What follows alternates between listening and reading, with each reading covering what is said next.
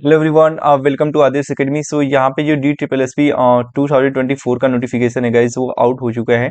सो यहाँ पे हम लोग देखेंगे है ना क्या जो क्या सिलेबस है इसका और क्या एलिजिबिलिटी रहेगी। अपेयरिंग वाले कैंडिडेट जो सीटेट का एग्जाम दिए हैं, क्या वो फॉर्म फिलअप कर पाएंगे या नहीं, और उनका जो इसका जो एग्जाम डेट है कब एग्जाम कराएगा, है ना। तो फाइनली जो बहुत लंबे समय से जिसको डी ट्रिपल एस बी 2024 का नोटिफिकेशन का वेट था, है ना, वो अब आउट हो चुका है। और उसमें सारी चीजें यहाँ पे मैं आपको शो करता हूँ गाइस, है ना। जो भी इस नोटिफिकेशन में दिया गया ऑफिशियली नोटिफिकेशन, जो ऑफिशियल नोटिफिकेशन है दिया गया है डी ट्रिपल एस बी के द्वारा, मैं गाइज एक एक करके सारी चीजें यहाँ पे एज रिलैक्सेशन, किस एज जो लिमिट है, कहाँ तक है, मेल कैटेगरी फीमेल कैटेगरी, कब फॉर्म फिलअप किया जाएगा, सारी चीजें इस नोटिफिकेशन में गाइज मेंशन है, जो कि मैं एक एक करके सारी चीजें क्लियर करूंगा गाइज, है ना।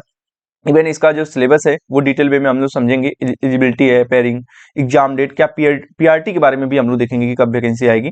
एंड देन इसका सिलेबस वगैरह क्या है, कितने पार्ट में डिवाइड है, कितने मार्क्स का आता है, नेगेटिव मार्किंग क्या है, सारी चीजें गाइज हम लोग यहाँ पे अच्छे से समझेंगे, है ना गाइज। तो प्लीज गाइज, अगर आप इस चैनल पे न्यू हैं तो please subscribe the channel, like the video, और अपने फ्रेंड के साथ जरूर शेयर करें, है ना गाइज। आइए हम लोग देखते हैं यहाँ पे। तो ये notification D triple S B का, जो कि अब बहुत डिटेल वे में यहाँ पे लिखा गया है। तो सबसे इंपॉर्टेंट चीज यहाँ पे ये है, यहाँ इसका हम लोग डेट देख लेते हैं ना। जो opening date of the application, जो एप्लीकेशन का जो ओपनिंग डेट है वो 8 फरवरी है ना। ये 8 फरवरी से आपका क्या हो जाएगा, जो एप्लीकेशन है, सॉरी, ओपन हो जाएगा, आप क्या फॉर्म फिलअप कर पाएंगे। क्लोज डेट ऑफ एप्लीकेशन जो है 8 मार्च है आपका। तो एक पूरी तरह से आपको 1 मंथ का समय मिल जाएगा इस, है ना। तो 8 फरवरी से लेके 8 मार्च तक आप फॉर्म फिलअप कर सकते हैं डी ट्रिपल एस बी का। अब आगे हम लोग देखते हैं कि इसमें क्या चीजें दी गई हैं। थोड़ा सा पोस्ट के बारे में सबसे इंपॉर्टेंट है, जो कि इस बार सबसे ज्यादा पोस्ट देखने को मिली है गाइस। तो यहाँ पर अगर देखें टीजीटी मेल, यहाँ पे देखिए 540 आपको यहाँ पे सीट है। देन टीजीटी मैथ फीमेल में आपको देखिए 568, और यहाँ पे देखिए टीजीटी 11 है ना गाइस। तो काफी बल्क में वैकेंसी यहाँ पे देखने को मिली। अगर देखिए ग्रैंड टोटल की कितना टोटल वैकेंसी आप देख सकते हैं, यहाँ पे एसएसटी, इंग्लिश, साइंस, है ना, संस्कृत, सब मिलाकर अगर हम देखें यहाँ पे ग्रैंड टोटल की बात करें तो आपको 5118 वैकेंसी मिली है, अप्रोक्स 5000, है ना।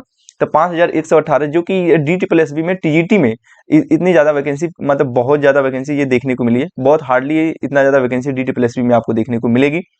देन हम लोग अब इसके बाद बात करेंगे, यहाँ पे जो एडवर्टाइजमेंट है इसको देखते हैं। इसमें लिखा है the detail regarding name of the post. आप अगर देखते हैं इसको, अगर बात करें यहाँ पे एलिजिबिलिटी की बात करें, तो इसमें आपको सभी को पता होगा, फिर भी मैं यहाँ पे क्लियर करता हूँ गाइस, कि जो यहाँ पे बैचलर डिग्री है वो आपका 40%, 45% मार्क्स से क्या होना चाहिए, कंप्लीट होना चाहिए। देन आपका बीएड भी होना चाहिए गाइस, राइट। यहाँ पे आपका बीएड होना चाहिए, तभी आप टीजीटी का फॉर्म फिल कर पाएंगे। और सीटेट, सीटेट आपका पेपर 2 होना चाहिए गाइज। तो यहाँ पे एलिजिबिलिटी की अगर बात करें तो आपका बैचलर डिग्री में 45%, हाँ थोड़ा सा यहाँ पे 45 कैटेगरी वाइज कुछ रिलैक्सेशन भी है, बट मैं फाइनली बता रहा कि अगर बैचलर में आपका 45% है और आपने बीएड किया है और आपका सीटेट पेपर 2 क्वालिफाइड है, या फिर आप इस बार जो आपने सीटेट दिया है वो आप क्वालिफाई कर जाएंगे, देन आप एलिजिबल हैं, मतलब D triple S P TGT form fill up करने के लिए। आई होप आप लोगों को गाइज समझ में होगा। तो ये 45 पेज का आपका नोटिफिकेशन है गाइज, जो कि इसमें सारी चीजें डिटेल में लिखी गई हैं। एज रिलैक्सेशन के बारे में, एज लिमिट आपके कितना होनी चाहिए, male female general OBC STC, सभी चीजें गाइज इसमें सारी चीजें मेंशन है, जो कि आप पढ़ सकते हैं। लेकिन गाइज आप 45 आप पेजेस का जो ये नोटिफिकेशन है आप बहुत हार्डली पढ़ पाएंगे। तो सारी चीजें जो मेन पॉइंट है गाइज, उसको मैंने यहाँ पे ये पीपीटी के थ्रू सारी चीजें मैंने क्लियर कर दिया। जैसे आते हैं एक एक करके हम सभी पे बातें कर लेते हैं, है ना। जैसे यहाँ पे एलिजिबिलिटी की बात किया तो मैंने ऑलरेडी बता दिया कि आप बीएड किए होने चाहिए, है ना।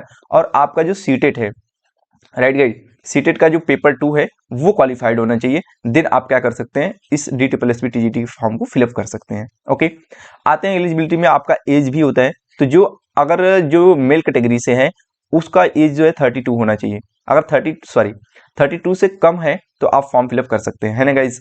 तो यहाँ पे मैक्सिमम एज जो है मेल कैटेगरी में, वो भी जनरल कैटेगरी, सॉरी मेल में जनरल कैटेगरी के लिए 32 होना चाहिए, और फीमेल जनरल कैटेगरी में आपका 40 होना चाहिए। और बाकी जो एस टी एस सी है ओबीसी उनके लिए एज रिलैक्सेशन है 5 ईयर 10 ईयर्स जो भी है, ठीक है। बट यहाँ पे मैं जनरल का बता दिया, 32 मेल का और 40 फीमेल का गाइज, है ना। तो एलिजिबिलिटी में आपका बीएड होना चाहिए, सीटेट पेपर 2, एंड एज को लेकर के 32 और 40 ये मैं बता दिया। आते हैं हम लोग सिलेबस, सिलेबस को काफी डिटेल में हम लोग समझेंगे गाइज, क्योंकि यहाँ पे मैं सिलेबस के बारे में थोड़ा सा डिटेल में आपको बताऊंगा, क्योंकि जो DSSB का सिलेबस है बहुत अच्छा खासा माना जाता है और इसका एग्जाम भी बहुत अच्छा खासा होता है ना। आते हैं अपेयरिंग। अब इसमें बहुत लोगों का कंसर्न है क्योंकि ये बहुत बल्क में वैकेंसी देखने को मिली है, तो इस बार जिन्होंने सीटेट दिया है ना, उनका बहुत ज्यादा कंसर्न है कि सर क्या मैं ये जो DSSB का फॉर्म फिलअप होगा, क्या मैं इसमें अपेयर्ड हो पाऊंगा या नहीं हो पाऊंगा, है ना, एग्जाम फॉर्म फिलअप कर पाऊंगा या नहीं। तो सिंपल सी बात है, सीटेट का एग्जाम हो रखा है और फेब के एंड तक इन्होंने रिजल्ट दे देंगे, है ना। जो रिजल्ट है वो फेब के एंड तक, अभी आपका आंसर की 4 से 5 दिन में ऑफिशियल आंसर की देखने को मिल जाएगी और फेब के एंड में आपको रिजल्ट भी देखने को मिल जाएगा। बट DSSB का जो फॉर्म फिलअप हो रहा है वो मैंने आपको यहाँ पे शो किया था गाइड, 8 मार्च तक हो रहा है। आप देख सकते हैं यहाँ पे 8 मार्च तक आपका फॉर्म फिलअप होगा, तो आप उसके पहले ही आपका क्या है सीटेट का जो है रिजल्ट आ जाएगा। तो अगर आप जो सीटेट का रिजल्ट आता है ना, अगर आप उसमें पेपर 2 क्वालिफाइड है देन आप इसमें अपेयर्ड हो सकते हैं, आप फॉर्म फिलअप कर सकते हैं, आप एलिजिबल हैं।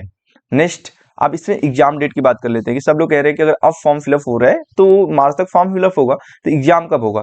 तो गाइज डेफिनेटली इसका जो एग्जाम है आपको जुलाई में देखने को मिलेगा, जुलाई या तो अगस्त के फर्स्ट या सेकेंड वीक में DSSB एग्जाम करा लेगा, है ना।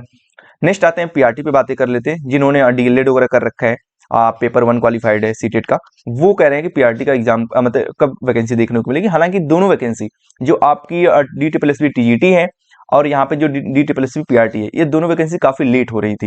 हालांकि TGT का तो नोटिफिकेशन आउट हो गया है, आप फॉर्म फिलअप कर सकते हैं, बट PRT का ये भी लग रहा है मेरे को इलेक्शन से पहले, आचार संहिता लागू होने से पहले ही PRT का नोटिफिकेशन आउट हो जाना चाहिए। आई होप सो, और होगा भी। और इसका जो है मे बी मार्च में इसका सारा प्रोसेस स्टार्ट होगा। और जो एग्जाम की बात होगी तो एग्जाम तो डेफिनेटली TGT के बाद ही देखने को मिलेगा PRT का। तो जिन्होंने मतलब जिनका पेपर 1 क्वालिफाइड है, DLED किए हैं, वो डेफिनेटली इसके लिए प्रिपेयर्ड हो जाए, ठीक है। इसको भी देखने को आपको मिलेगा, वो भी आचार संहिता से पहले। अब आते हैं हम लोग सिलेबस की बात कर लेते हैं जो DSSB TGT का है ना। तो गाइज सिंपल सा है कि यहाँ पे जो 2 पार्ट में डिवाइड होता है आपका, 2 पार्ट में TGT का जो सिलेबस है वो डिवाइड है और ये 200 मार्क्स का होता है, ठीक है। पहला पार्ट ए की हम लोग बात करते हैं तो ये जनरल पेपर होता है गाइज। जनरल पेपर में 5 सब्जेक्ट आपके रहते हैं, उन 5 सब्जेक्ट में 100 मार्क्स का आपका ये पेपर 1 पार्ट ए आपका रहेगा, है ना। सॉरी, जो पार्ट ए है इसमें जनरल पेपर 5 सब्जेक्ट को लेकर के और 100 मार्क्स का होगा। और जो पार्ट बी है इसमें आपका कोर सब्जेक्ट से होगा, राइट गाइज। जिस सब्जेक्ट से आपने फॉर्म फिलअप किया है उससे आपका क्या होगा, 100 मार्क्स का इसमें रहेगा। तो 2 पार्ट में divide, part A part B. 100 marks का पार्ट ए, 100 मार्क्स का पार्ट बी होगा आपका। पार्ट ए आपका जनरल पेपर होगा जिसमें आप 5 सब्जेक्ट आएंगे, मैथ, हिंदी, जनरल अवेयरनेस से सब कुछ मिला करके 5 सब्जेक्ट यहाँ पे 100 मार्क्स। और ये आपका कोर सब्जेक्ट जिससे आपने जो आपका स्ट्रीम है उससे रिलेटेड आपका 100 मार्क्स रहेगा। हाँ, यहाँ पे निगेटिव मार्किंग जो है वो आपको देखने को मिलेगी। इसलिए DSSB का जो पेपर है वो काफी डिफिकल्ट हो जाता है, बिकॉज यहाँ पे टाइम बहुत कम होता है, ऊपर से आपको निगेटिव मार्किंग देखने को मिलती है और पेपर का जो लेवल है वो बहुत अच्छा खासा आपका रहेगा। तो यहाँ पे बहुत अच्छा खासा प्रिपरेशन अगर टीचिंग फील्ड में देख लिया जाएगा इस, राइट, अगर टीचिंग फील्ड में देखा जाए तो सबसे अच्छा खासा अगर पेपर बनता है तो वो DSSB का बनता है ना। तो आपको एक अच्छा से प्रिपरेशन करना पड़ेगा, चाहे वो PRT हो या फिर वो TGT हो, चाहे कोई भी हो ना। लेकिन DSSB का जो पेपर होता है काफी अच्छा खासा, निगेटिव मार्किंग आपको दिखती है। आई होप मैं सारी चीजें गाइस क्लियर कर दिया होगा जो मैं यहाँ पे थंबनेल में लिखा था कि सिलेबस के बारे में अच्छे से डिस्कस कर दिया, एलिजिबिलिटी के बारे में मैंने बता दिया। अपेयरिंग जो सीटेड अपेयरिंग कैंडिडेट है वो इसमें फॉर्म फिलअप कर पाएंगे नहीं, बिल्कुल कर पाएंगे, वो उनके लिए बहुत अच्छी खबर है। और जो एग्जाम डेट की बात है वो जुलाई अगस्त में आपका जा सकता है। तो आई थिंक मैंने संपूर्ण जानकारी यहाँ पे इस वीडियो में पूरी तरह से क्लियर कर दिया गाइस, है ना। अभी भी किसी का डाउट रह गया है तो आप कमेंट बॉक्स में बता सकते हैं, डेफिनेटली मैं नेक्स्ट वीडियो के थ्रू सारी चीजें क्लियर कर दूंगा गाइस, है ना। So please guys keep watching, और अगर सच में इन्फॉर्मेशन अच्छा लगा हो तो please subscribe the channel, like the video and अपने फ्रेंड्स के साथ जरूर शेयर करें जो भी टीचिंग के लिए, जो भी शिक्षक बनने के लिए प्रिपरेशन कर रहे हैं या फिर DSSB का नोटिफिकेशन वेट कर रहे थे, तो उनको जरूर ये वीडियो शेयर करें गाइस, है ना। आई होप मैं सारी चीजें क्लियर कर दिया हूँ। फिर से एक बार नोटिफिकेशन हम लोग देखते हैं, तो ऑफिशियल नोटिस रहा जो कि देखकर बहुत अच्छा लग रहा है यहाँ पे, है ना। लेकिन है ये बहुत 55 पेजेस का, तो आई होप आप लोगों को सारी चीजें ना पढ़ना पड़े। हाँ, कुछ अगर डिटेल में सब कुछ पूरी चीजें जानना है तो आप डेफिनेटली आप पढ़ सकते हैं। बट मैंने सारी चीज जितनी ऑथेंटिक इन्फॉर्मेशन थी, जितनी इंपॉर्टेंट इन्फॉर्मेशन थी, सारी चीजें मैं अपने इस 50 के थ्रू क्लियर कर दिया हूँ गाइस। आई होप आप लोग को अच्छा लगा। Thank you guys, keep watching.